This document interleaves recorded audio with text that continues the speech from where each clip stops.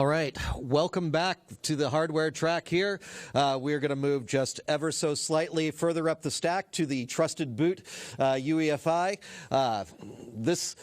For those of you who are not familiar with this technology, this is us trying to tie further into the hardware to make it harder for attackers to come in and compromise customers. What we have today with Jean-Ian and Frederick is talking about a nation-state actor. Those of you looking for Russian intrigue, this is the talk to be at today. Strontium is one of the Russian players that we track here at Microsoft, amongst another couple of names, including Fancy Bear there. Today, they're going to walk you through their research on attacks by Strontium into the UEFI space. So with that, please welcome them to the BlueHat stage. All right, thank you, Philip. Welcome, everyone. Thank you for being here. So, as you can tell by our title, we're going to talk about UEFI Rootkit. So, as Philip said, Strontium is a ATP group that is known with various different names. So at ESET, we call them SEDNet, and this is the name I'll be using because otherwise I'll get all confused up on stage, and this is not something I want to do. But Strontium is the Microsoft name. It's also known as APT28, as well as Fancy Bear, Sophacy, and is believed to be behind a lot of notorious hacks that happened in the past few years. I'm sure most of you are aware of the hack that happened last election for the U.S. election, the DNC hack. So they are believed to be behind that. Also, the WADA hack, so the World Anti-Doping Agency, they saw their email being leaked by a group. We believe that they are behind this hack as well. And we know that this group has been very active, targeting all types of organizations around the world to gather more information and spy on them, basically.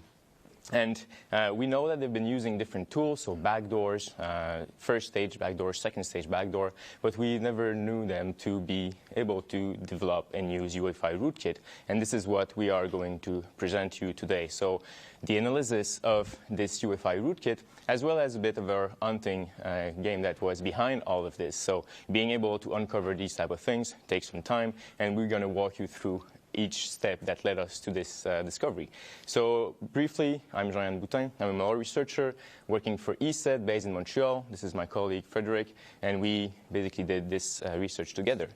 So in a nutshell, what we're going to see today is first we're going to go a bit on what is LoJack. So I guess that many people here are aware of this anti-theft software, and why we're talking about this is because this SEDNet group, they actually use a Trojanized version of the userland small agent of LoJack to be able to connect to a communication control server and have the capability to download and execute code. So we're going to first take a brief look of the solution and look at the past research that happened on the older version of this agent. So several researchers were published about this anti-theft software, and they basically put in evidence some of the vulnerabilities that were affecting this software. Then we will tell you how we dug into our telemetry and eventually found a UEFI rootkit. So let's start. So as I said, LoJack was what was known as CompuTrace in the past, is an anti-theft software. So it is built by this company, Absolute Software, and it's basically meant to allow people that lose or have their laptop stolen be able to recover it. And of course, when you have this type of anti-theft software, you need it to be as persistent as possible. So one thing that made this software very interesting for research purposes is that it had this BIOS module and UEFI module that allowed them to survive security measures such as reinstalling the operating system or replacing, let's say, a hard disk, right? Because this module was able at boot up time to replace the agent that was placed on the computer and be able to recover the laptop should it be stolen. And just in a nutshell, the capability of this agent, it's able to reach out to a server, and then it can locate it through various means, such as GPS tracking or Wi-Fi triangulation. And it can also lock it remotely, so it can receive commands from the server to lock the device so that people that are in possession of it are not able to access it. You can also remotely delete or wipe the entire system, meaning that a hardware loss will not translate to a data leak. So this is something that might be appealing to corporations. And then you can also use that to try to recover your stolen laptop. So this is really briefly what this anti-theft software does. So let's look at the past research. So as I said, there is this UEFI module, BIOS module, that is in this software, and it attracted a lot of attention from security researcher. The first research that was publicly released about, and that was being able to detail a lot of the vulnerabilities, is this one. So it was published in 2009, presented at BlueHat USA, and it was basically detailing a lot of vulnerabilities that are present in that was present at that time on the small agent, computerized small agent. And now I just want to iterate that all the vulnerabilities we'll see today are affecting only past versions of the agent. So this is not the solution that exists now. It's really past agents that suffered from these vulnerabilities. So this is a infographics that shows a bit of the architecture of the anti-theft software as it was known in the early 2000s. So the first step is this BIOS module. So what it would do, it would contain the agent and was able to dump it to the disk. And how it would do this, it will actually replace the autocheck.exe. Many of you might know what this does. It's early startup of Windows. It will check your hard drive for its integrity. And of course, by replacing this file, once Windows starts, it will be able to execute. And the responsibility of this one was to register the small agent as a service and make sure that it would be launched every time that the system would start. The small agent itself, its main purpose is to make sure that the full recovery agent, so the agent responsible to communicate with the CNC server, is always present on the system. And if it's not, it's able to download and execute a version from Absolute Software Server. And how it does this is interesting, because it will first spawn a service host process, injects it, and change itself as a DLL, inject into this process, then spawn an Internet Explorer process, and then inject this DLL again. And from this Internet Explorer process, will then reach out to a server to try to download and execute stuff. So this is not something we see that often in legitimate software. This is behavior that is very that we see all the time in malware. So this is a bit different.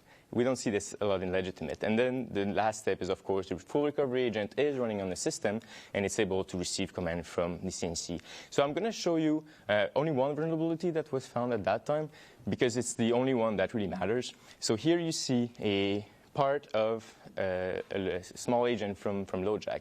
So this is its configuration file. So it's one way that they use to get the server where it will connect. And as you see, not much can be seen from there. It's actually encrypted, but it's not very using tough encryption. It's actually XORed with a single byte XOR key, which is B5 in that case. And as you can see here, you can, in clear text, you can see the domain that it will try to reach out to should to download the full agent. So, of course, this is not very secure. There were no authentication done at that time. So if an attacker had access to the to override this configuration file, it could change it and change the server that the small agent would connect to. So, as I said, the URL is visible once decrypted, and the 4 bytes preceding it is actually an IP address. So the small agent would use this information to know where to connect. So this is one vulnerability that was highlighted. If we fast forward to 2014, there was another very interesting research made by, published and presented at BlueHat, and that was partly made by Kaspersky, and they basically documented the whole network protocol that was used by the small agent, making it even easier for an attacker to actually be able to take control of the system, basically. And how this solution works is that the Absolute Software deals with a lot of OEM manufacturers, so firmware manufacturers, so that their BIOS module is included in a lot of laptops. So if you looked up in your BIOS settings, there's a good chance that Computerized will already be installed on your system, and all you need to do is activate it. And what Kaspersky discovered is that in some cases there was some silent activation of the thing, so another things of concern. So if we do a little recap, what I showed you is this configuration file, which is kind of key in this whole LoadJax campaign, because it's quite easy for this old agent to change this configuration file and then control where the small agent will connect to.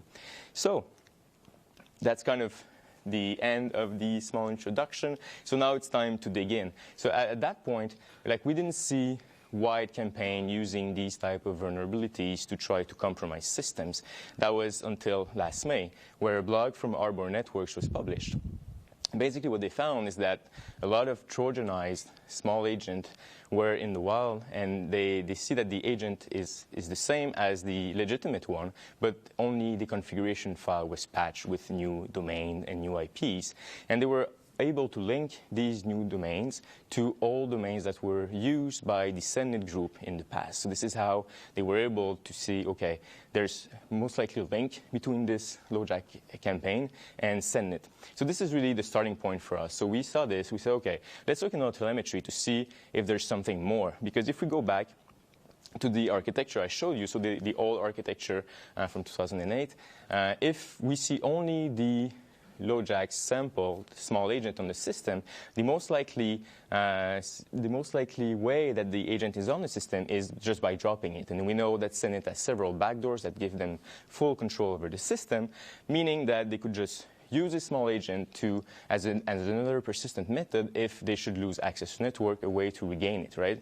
And the fact that this software is legitimate, it's whitelisted by a lot of AVs, so it makes it easier to go under the radar. So just that is actually a good thing. But we still wanted to see if they try to mimic the full LoadJax solution a bit more. So this is one of the configuration files that was altered by the attacker. And what's interesting is that they all use the same sample of the legitimate LoadJax small agent. So it has all the same compilation timestamp from 2008. And all they did is to overwrite the couple of bytes from the configuration file, changing the IP address, changing the domain name, as well as some other stuff. But mainly the bulk of the small agent is exactly the same. But since they were using all the same thing, it's actually easier for us to see and track all of these samples that occur in our telemetry.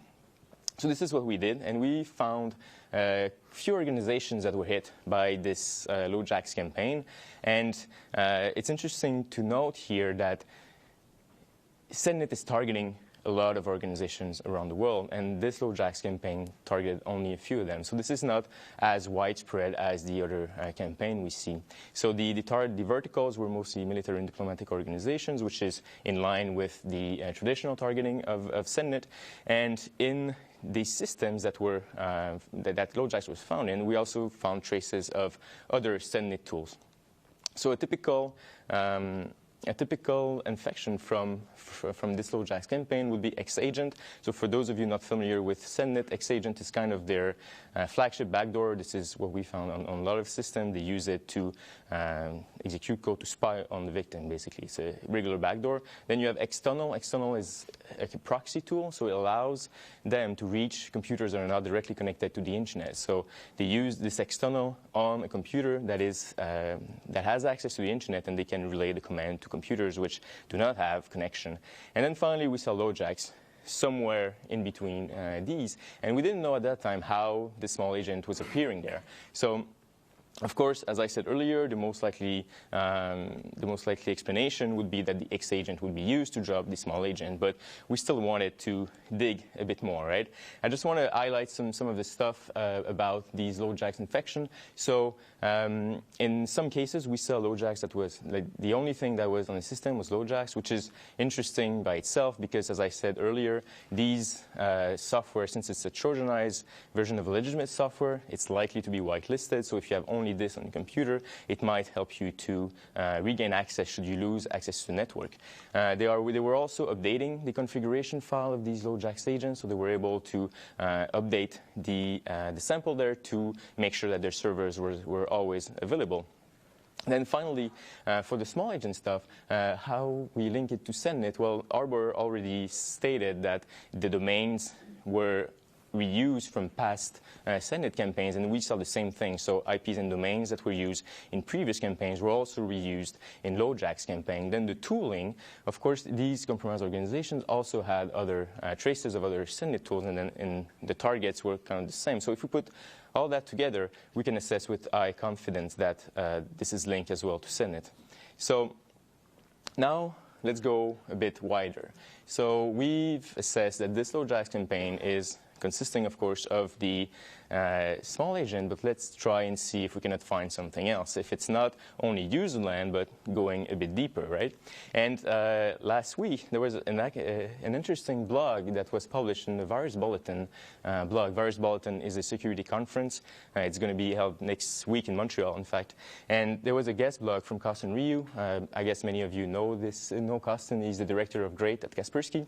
And he basically wrote an article saying where are all the A's in the APT. And what he meant by that is that, well, a lot of cool security research is happening all the time, and we don't see these groups reusing the really high-hand result of this research. And he then listed a couple of things he said we might see at some point, and one point was this one, which was we have yet to observe real-world UEFI malware. So let's see if we can cross that one out. Before going deeper, I just want to show you this. So this is the GUI of a tool called Read Write Everything. So it's freely available on the web at readwriteeverything.com. And basically, it allows you to read and write different configuration items at very low level, at the hardware level. So it allows the user to see a lot of configuration items. And to do that, it uses a driver. So the driver is a kernel driver, of course. It's signed. As it is legitimate software, it is signed, of course. All kernel driver now in Windows need to be signed. And this driver, we saw it used in different tools to be able to access this low-level information. And we actually found it in one tool that was alongside some LoJack's compromise. This is a tool called info.uefi.exe, and all it does is to dump a lot of information on the low-level settings of a platform. Here I'm showing you a snippet of the log file that it produces when it's executed, but of course it is much longer than what I'm showing here. And of course, if you want to go and develop a UEFI rootkit, this is the type of information you need because it's really hardware dependent, so having access to the platform settings is key to be able to develop a UEFI rootkit, right? So this is kind of the first sign that led us to believe, okay, maybe there's more to this story. Maybe it's not only the small agent, but they actually went a bit further. So if we go back to the original architecture I showed you before, the step before the userland is actually the autocheck, the TXT, the one I discussed previously. And interestingly, we did find something that looked quite a bit like this. So it's a file called autochi.txt instead of autocheck.txt, and it does something very similar to what the real autocheck.exe from Computrace is doing. First, it will register a service with this name. This is the original name, the legitimate name that the Computrace agent would use. It will then register the RPCNet-P, so the small agent executable, as the service, so it will be ran at each time the service would start. And then the interesting part is that you cannot see very well here, but this is basically a string that is autocheck.txt, and it's actually writing it to the boot execute registry key, which is the key that holds the path to the autocheck.txt, meaning that it puts it back to the original value. So at that point, we didn't know exactly how this autochi.txt was launched, but we knew that they were overriding the registry key to its original value. So let's try to find something else, right? So the first tool that really put us on the right path is this one. So it's called rewriter_read.exe. It was found in some LoJack's install as well. And how its only purpose is to dump the SPI flash memory. And how it does that is by using this read-write everything driver, and in the table here you see the different input-output control code that it's using, so it's able to read and write from memory mapped I/O space, also read and write in the PCI configuration register. So these are the I/O CTL that this tool uses from read-write everything. And the binary itself contains a lot of debug strings, so this is very cool for a reverse engineer because it's that much easier to actually know what is going on, but also it indicates that the tool was most likely being developed heavily. So it had 3 main operations. The first one was to log information on the BIOS control register. Frederick will explain why it needed this. The second thing was to locate the BIOS region and then read the UEFI firmware content and dump it to a file. So how it would do this? Quite simple. This is a very standard procedure to read the UEFI. So what it will do is that it will first put in the hardware sequencing flash control register the address, the number of bytes that it wants to read, so in the field flash of the byte count. And then it would go ahead and set the read operation to the flash cycle, so 0, so meaning that the flash chip knows that it will need to do a read operation. Then what it will do is that it will write the address it wants to read into the hardware sequencing flash control register, then write one to flash cycle go saying to the flash chip, let's go read the operation. It will then wait for the whole read cycle to finish by looking at the specific field, the SPI cycle in progress, which is a field in the hardware sequencing flash status register. And as soon as it's 0, that means that the read operation is done and that data is actually available in the flash data register. So the program will read it from there and then put it in the file and dump the whole firmware image using this whole procedure. So now we'll let Frédéric walk you through the rest of the presentation. Okay, so the next tool that we found on some system is called RE-Writer Binary. And this tool contains a lot of debug strings. It is very similar to RE-Writer Read. And it also uses read-write everything's driver. So now that the UEFI firmware is dumped, the next thing that this tool will do is that it will add the UEFI rootkit to the firmware in memory, and then it will write it back to the SPI flash memory. So let's talk about the patching the UEFI firmware. So before we dig into this, I just want to introduce a couple things here, so just to make sure that we're on the same page. So let's first define what UEFI is. So UEFI stands for Unified Extensible Firmware Interface, and it is kind of a replacement for the legacy BIOS. It is kind of the new standard for firmware development, at least for the PC platforms and for the laptops. And UEFI is a specification which standardizes the interface that exists between the firmware and the operating system. A UEFI compliant system will provide a set of services to UEFI applications, and here just read operating system loader. There could be some other UEFI applications, but usually it is an operating system loader. So the services that will be available are the boot services. These services will be available until the operating system loader is executed, or more precisely until it calls exit boot services. And there are the runtime services, which are the services that are available even when the operating system is running. So what's interesting with UEFI is that there's no more master boot record or volume boot record involved. So there's no easy way to hijack boot control flow just by writing to the first sector of the disk, for instance. The second thing I want to introduce here is, well, are the driver execution environment drivers. So they are called the DEXI drivers. So they are PCUF images, so basically Windows executables, and they can do many things. They can abstract hardware. They can some of them will produce the UEFI standard interface, so the boot services and the runtime services.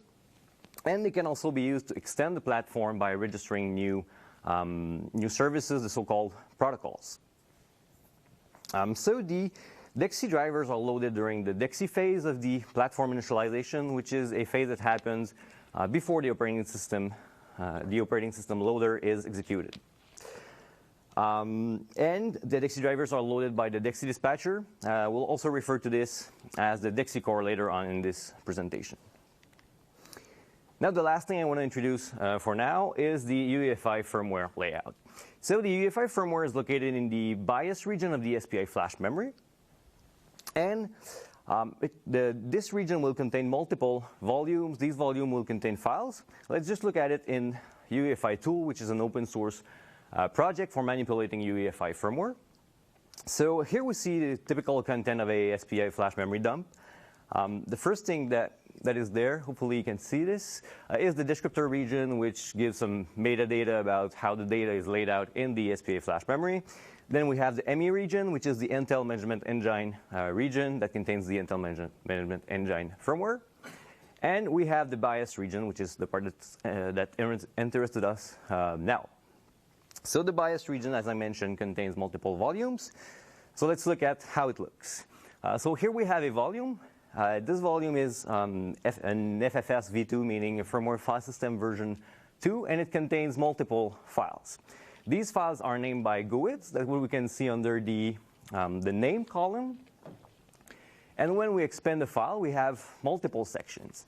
One of these sections is the actual UEFI image. That's what we can see, the P32 image section. But there are other sections like the DXC dependency section, which allows to define some dependencies for UEFI executables. There's the version section, which is pretty self-explanatory. And there's the user interface section, which allows to give a human-readable name for the file. So that's what you can see under the text column. So all of these files here have a user interface section. OK, so now that we've seen all this, let's go back to RE writer binary. So what this tool will do first is that it will parse all of the firmware volumes that are in the BIOS region, and it will look for 4 specific files. We'll look for IP4 DXC, Ntfs DXC, SMI flash, and the DXC core. The reason why it looks for these specific files, well, for IP4 DXC and the DXC core, these are used to find the firmware volumes where to install the rootkit. Usually the DXC drivers are all in the same volume, so when the tool will find IP4 DXC, it knows that it is currently parsing the DXC driver's volume, and it will keep it as a candidate for the UEFI rootkit installation. And then the DXC core can be in another volume, so it will do the same thing when it finds the DXC core volume. It will keep some information about it, and it will use this volume as a candidate for the UEFI rootkit installation. And the chosen volume will be the one with sufficient memory available on it. And then for Ntfs DXC, Ntfs DXC is the American Megatron Incorporated Ntfs driver. And if it finds it, it will just remove it, and we'll see a little bit more in detail why it does so later on in this talk. And it also looks for SMI flash. It keeps some metadata about it, but doesn't use it anywhere in the code. Interestingly, SMI flash is a non-vulnerable DXC driver.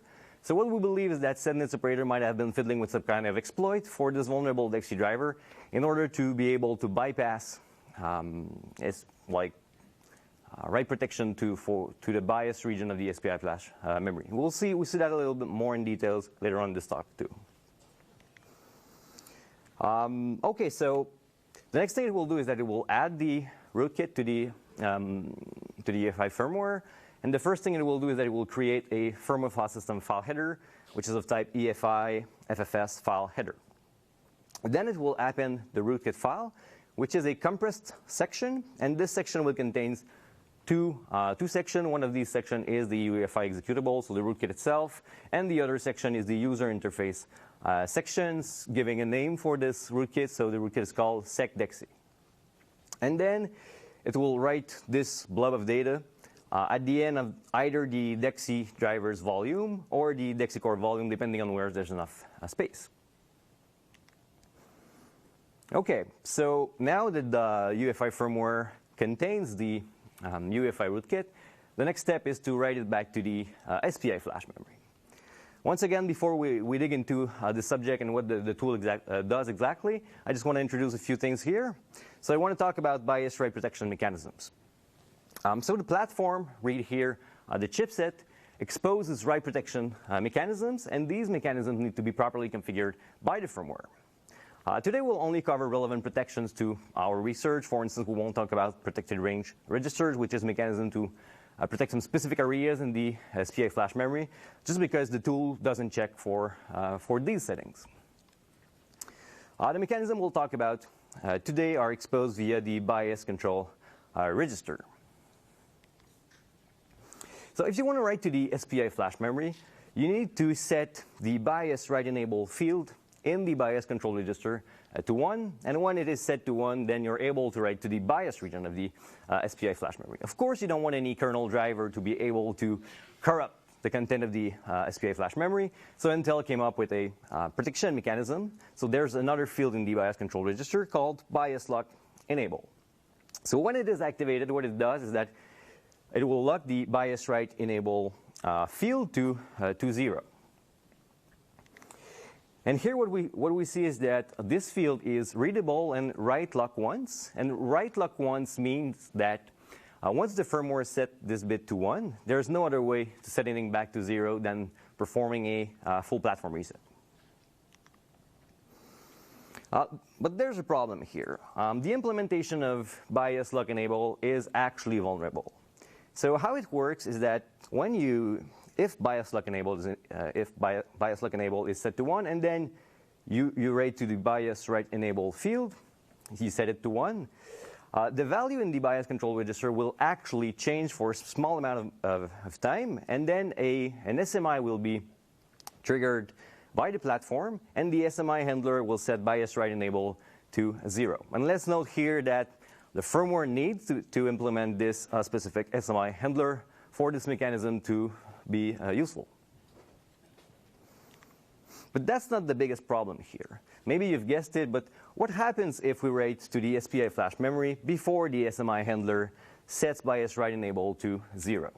So there's a race condition vulnerability here. There's a paper about it, and it's called Speed Racer.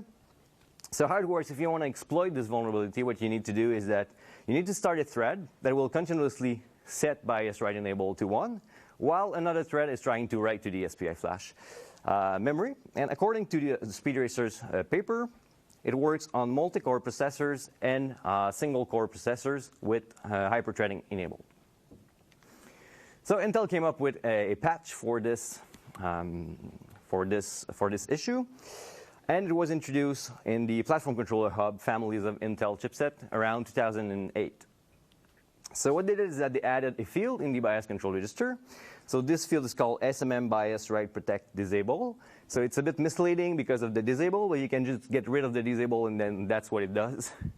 So how it works is that if it is enabled, there will be no way to write to the bias region of the SPI flash unless all of the cores are running in system management mode. And once again, the firmware must set this bit to 1 in order for this mechanism to be activated. So now that we've seen all this, let's go back to our rewriter binary.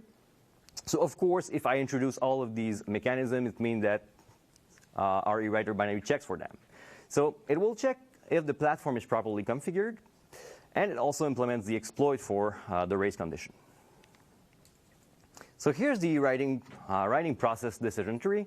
So the first thing that it will look for is bias write enable set? And if it is, there's nothing that will stop it from writing to the SPI flash memory, or at least to the bias region of the SPI flash memory, so it will write the UEFI image. If it is not set, it will check, is bias lock enable set? And if it is not, well, it will just flip the bias write enable bit to 1, and then it will write the UEFI image. But if it is not, if it is set, then it will check, is SMM bias write protection enabled? And if it is not, well, it will go to race, so it will exploit the race condition. But if it is activated, then it will just fail. So we spoke about SMI flash, the vulnerable Ntfs driver, a bit earlier.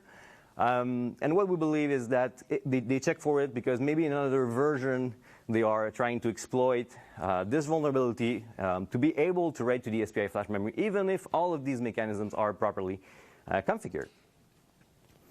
So as you can see from this decision tree, the tool will only work if the platform is misconfigured. So if the firmware vendors would have done their job correctly, the tool would have failed at writing to the SPI flash memory, and it would have required way more resources from the attackers to be able to write to the SPI flash memory. So this is kind of a great example of how important firmware security is and how firmware vendors could have saved the day, but didn't in this case.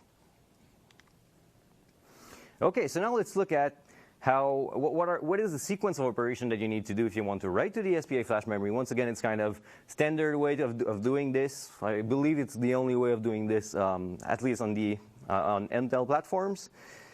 So the first thing you need to find is, as Jean mentioned, the hardware sequencing flash control register.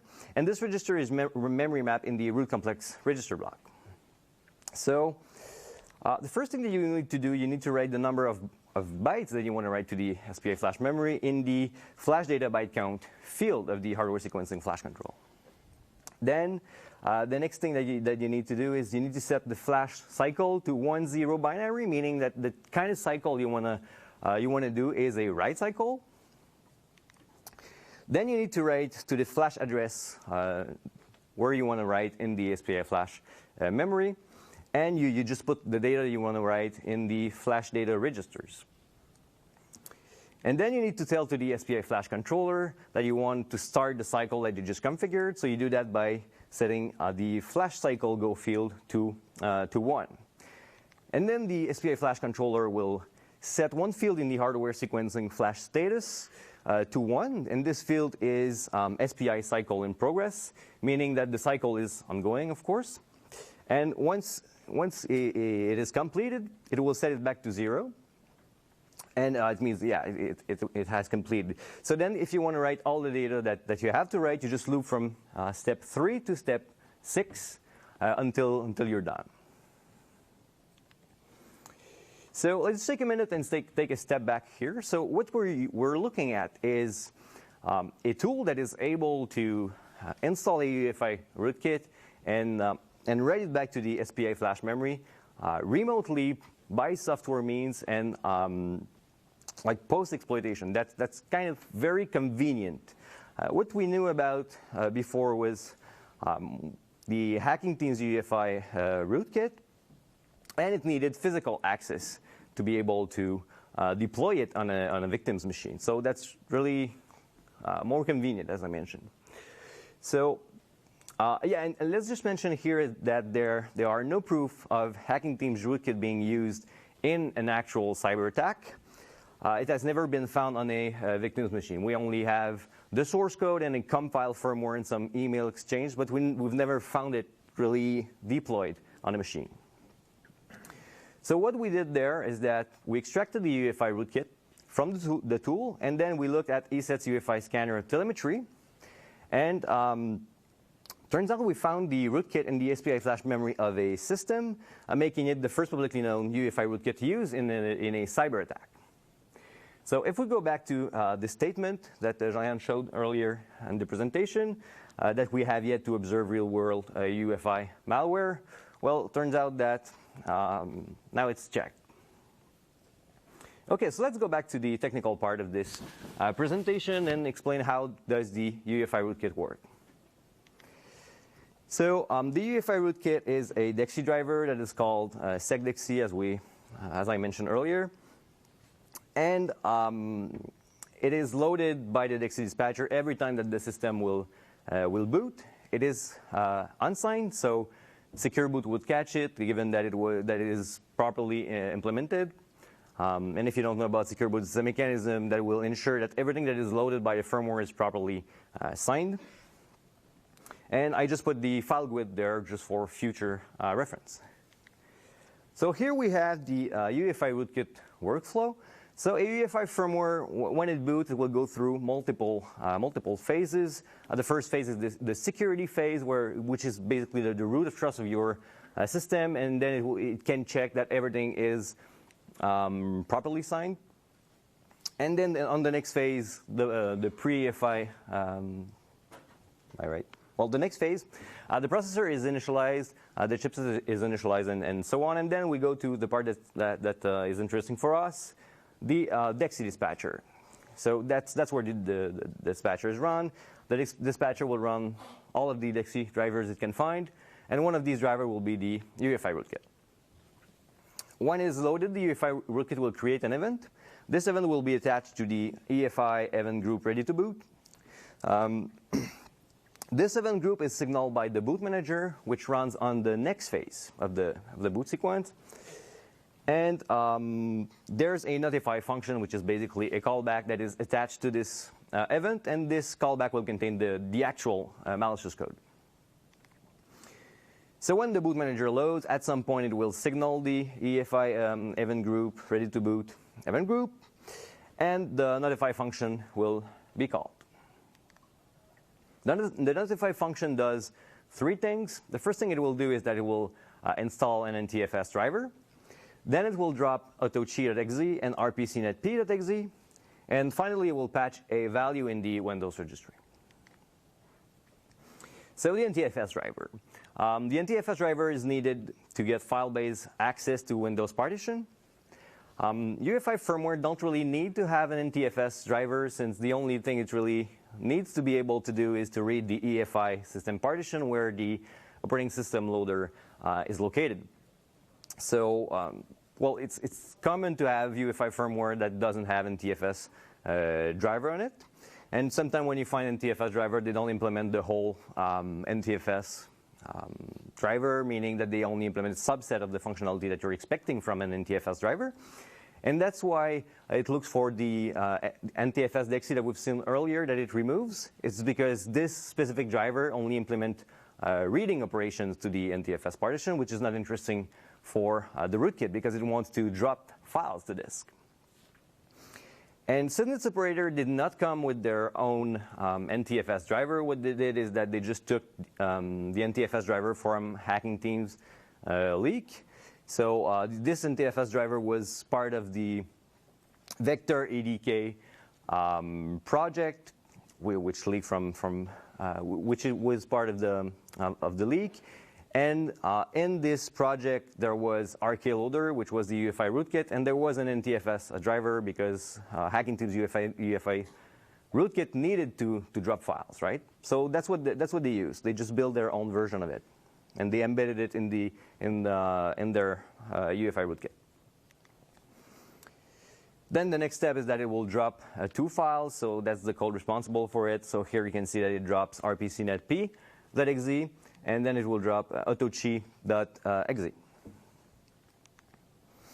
And the last thing that it will do is that it will patch the Windows registry. So to do that, what it will do is that it will open the backing file for the HKLM system hive. And then, because it doesn't have the logic to parse the registry key structures, so what it does is that it looks for a specific text pattern, which is autocheck star. And if it finds it, it changed the last K to E. And it happens to be the registry key that Jean spoke about earlier, so boot execute. So what will happen is that when the operating system will load, at some point it will run autochi.exe, and autochi.exe what will do is nasty things. But what's interesting here is that it will revert back the modification to the Windows registry. So autochi will become autocheck again. So if I'm a user logged in Windows, for instance, and I look at my at regedit, I won't see that this modification happened.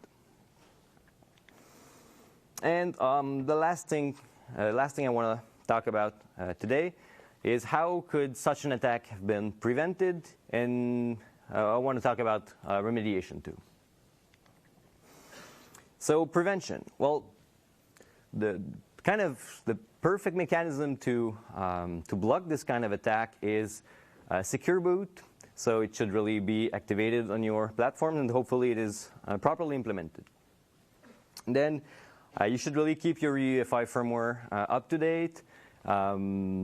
Just to make sure that all of the latest patches available are on your machine. So it's really a good idea to visit your motherboard's website just to make sure that you have the latest version installed.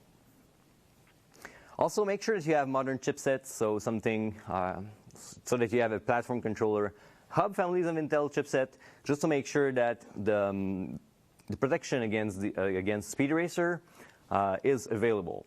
Otherwise, it's kind of there's no way to protect against this kind of attack. And finally, you kind of need to hope that your firmware is configured with your firmware, configure the security mechanisms properly. There's not much you can do, but having your platform your firmware up to date. But there's a good news here, is that there's an open source project called ChipSec that allows to perform firmware security assessments. So it will check for all of the bias region protection mechanism that we spoke about today, and even more stuff. So if you want to know if your firmware does the job correctly, it's really the way to go. And finally, remediation. Well, if you have a UEFI rootkit in your SPI flash memory, the only way of getting rid of it is to reflash your UEFI firmware. It's possible that if you install a UEFI firmware update, if it rewrites the whole bias region section, then you'll get rid of this specific UEFI rootkit. But UEFI rootkit can be in another place in the SPI flash memory, so if it only rewrites the bias region, it's not enough. But some other updates will rewrite the whole SPI flash memory content. So yeah, it could work, but it's not a perfect way of doing that. And yeah, if reflashing your UEFI firmware is not an option for you, well, there's not much you can do. You can just get rid of your motherboard or your laptop and just get another one, unless you don't really care having a UEFI rootkit in your system. Okay, now a quick conclusion. So our research proves that UEFI rootkits are not only toys for researchers to play with, but they are a real-world threat used in cyber attacks. So maybe that's something you should keep in mind when you're defining your threat model. And we won't stress this enough. Firmware must be built with security in mind from bottom up. Nowadays, there's a lot of researchers looking into it. So things are getting better, but there's still work to do. So that's pretty much it for us. The white paper for this research is available on at willofsecurity.com. So if you want more detail, you should just grab a copy there. Otherwise, thank you for having us. And if there's time for questions, feel free to ask them.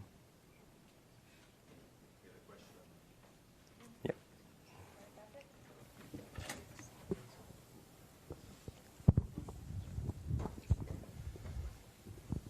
Thanks for presenting the research, very interesting. The question is, if you guys never found, I mean, you were very smart in hunting and finding all these tool set, but if you never found the read-write everything and XC and all this tool set, how would it be possible to detect such UEFI thing when they're installed? I mean, do you guys have UEFI capabilities or any avenue for detecting things when they are installed without detecting their tool sets?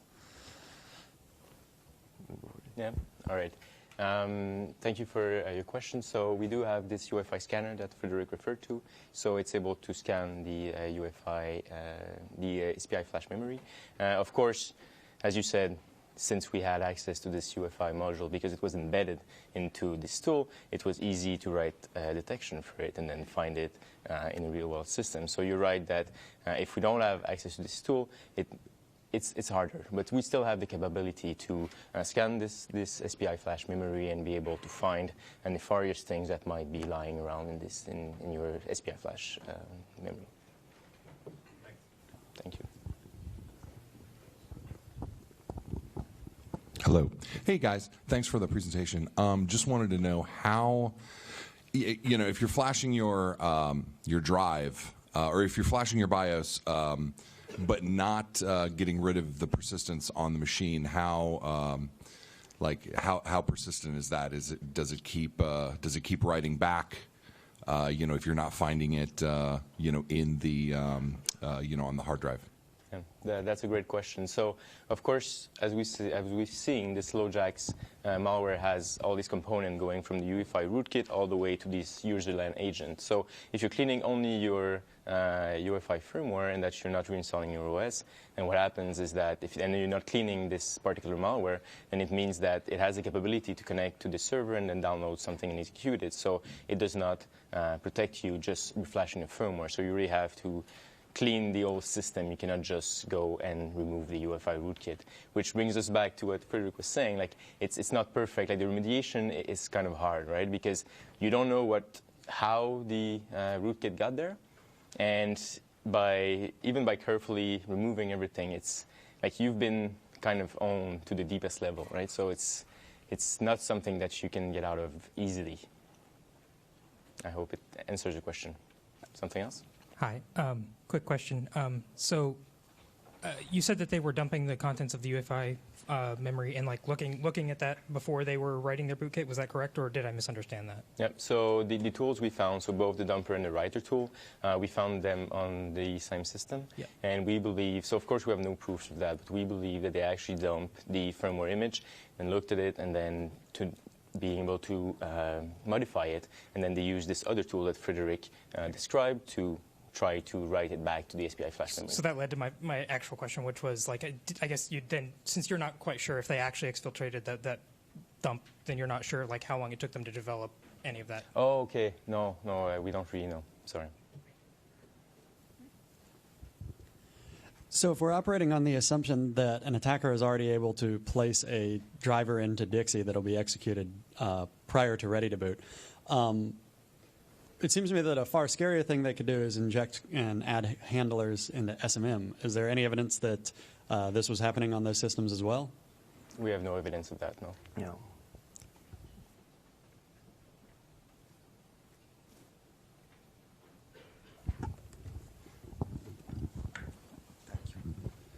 Nice presentation. I wanted just to ask a quick question. The autocheck.exe is not digital signed, the version of like dropped by the malware. No, it's not digitally signed. And it runs in the same, even if it's not digital signed? So we have evidence that it ran on several systems.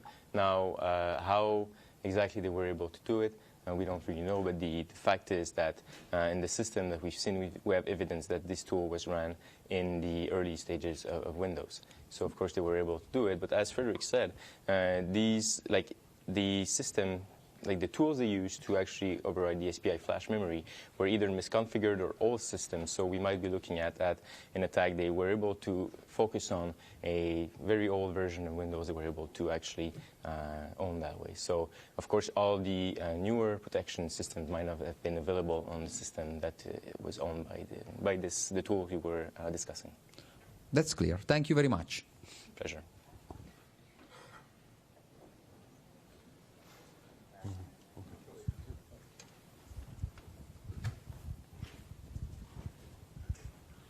Good morning and thank you. That was a fantastic presentation. Are only Windows-based OSs affected because the APT malware drops the modified autocheck exe? Yeah, totally. It's Windows only. And the small agent that we found, all the versions were all for Windows, and it's really a Windows-only malware. Or at least the versions we found. Yeah. Anything else? All right. Thank you guys for a great presentation. Thank you. Thanks.